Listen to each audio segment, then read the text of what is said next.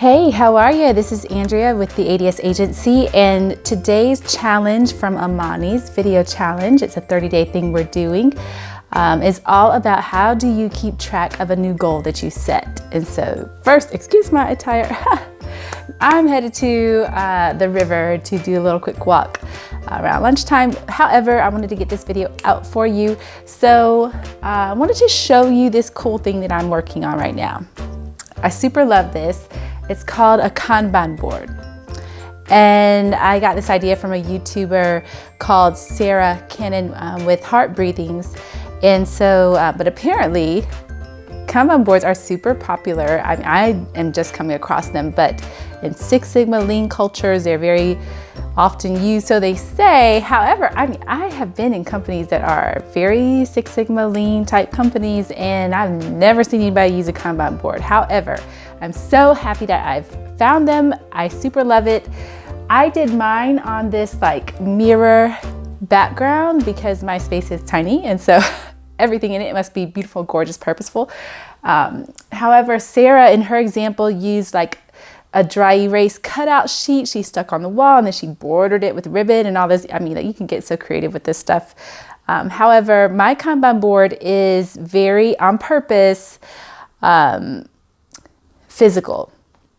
You can do some versions that are more digital in nature. So there are plenty of digital applications of Kanban boards. However, I love this physical one where you have stickies. You can, each sticky is a different task. So every sticky area represents a different goal area for you. So like this teal blue kind of color of a sticky for me represents like core business stuff, the things that are going to move my business, the big important things that are going to move my business to the next level. The revenue driving types of things go on these stickies. This like lavender purplish section is more like visibility stuff. It's visible stuff for the business, for my personal brand, that kind of thing. It's stuff like research getting featured in Huffington Post articles, stuff like that. This light blue area is more like personal and inspiration. So there's things on here like 145 pounds by end of, we're going to change this to end of January. So it's weight goals. It's like meditation goals, going to Spanish class, visiting the Zuccotti Gallery, things like that. They're like inspirational and personal, but also things that could help me in business because of the inspiration side. I'm in marketing and branding. And then finally, this kind of like dark blue is finance stuff. It's money. So, it can be difficult, to kind of like put it in simple categories because there's so many areas of goals that we have. However, my goals end up here. And what feeds this board right now are two different things. And I should dig this out to show you. Aha. So this, this is something that actually a client had us do as a part of what they do. And it's a vision book as opposed to a vision board.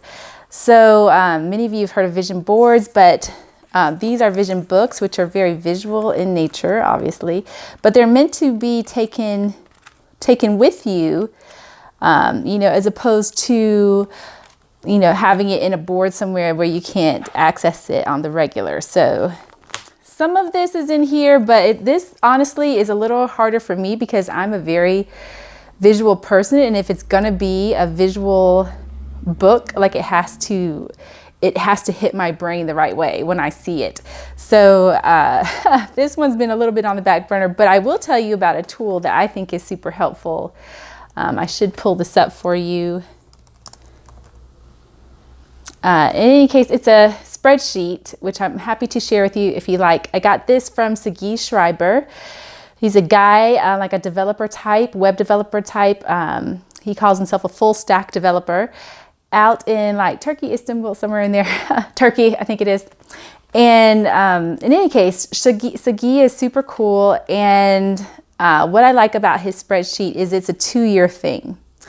So he's having you think about Where is your life in 2 years? You know, similar to, you can incorporate that with the vision board thing, but what does your life look like, feel like in 2 years?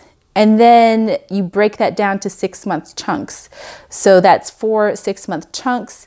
That 6 months using the Kanban board gets broken down into 2 90-day chunks. So this Kanban board represents 90 days worth of tasks at a time, big important tasks that we often don't get to in our daily grind, but they're important. They hit this, right? So this is where 90-day stuff shows up. This board represents the 90 days from that 2-year plan kind of task. What I like about the 2-year spreadsheet is that it really pushes you to get into this frame of mind of feelings associated with those goals. When I meditate 1 time a week minimum, because I'm not great at meditating, but I want to do more of that, right? In terms of your own spiritual life and focus and clarity and all that. When I meditate 1 time a week, I feel awesome. I feel amazing. I feel centered, blah, blah, blah. You know, so it's focusing on the feelings that you get when you accomplish that task. And so I like that very much. One last thing I'll show you. Sorry, my stuff is kind of like all over the place today. This, again, I'm a paper person. We have to keep digital calendars for the work world, but at the end of the day, I'm a paper person. So I'll show you this quick little thing. This is my week. Of course, this week is light because it's New Year's and I purposely want this week to be light. But previous weeks have been, you know, a bit fuller than this. And so it just lists the days: Monday, Tuesday, Wednesday, Thursday, Friday, Saturday, Sunday. And I have 3 columns here. My clients column, my ADS column, that's for me and business, my own business side that doesn't involve client work. And then organizations, which is free work. Work I do for free that I probably shouldn't do so much for free, but I do. It's part of like volunteer stuff. And then meetings and events for the day. And this is how I love to see my week like this. I have had other planners and I just don't respond to them as great. I need to see my week the way I need to see my week. And so anyway, my week ends up looking like this, but it's all ultimately directed with these goals in mind. One other thing about this Kanban board before I let you go, and I'm sorry this video is so long, but this area represents all the tasks. So again, remember, every color is a goal area and every sticky is like a task area for those goals. This skinny area represents this week. And it's skinny on purpose because they don't want you, what you don't want to do is get too overwhelmed. You're fighting the feeling of overwhelmed by being much more realistic about what you can accomplish in a given week. So you're going to make sure this area is tiny, tiny, tiny, tiny. And then now, when you accomplish a goal, you move that sticky down here below this line. This is just washi tape. So you can use washi tape. This is like a coppery washi tape I found. So cute.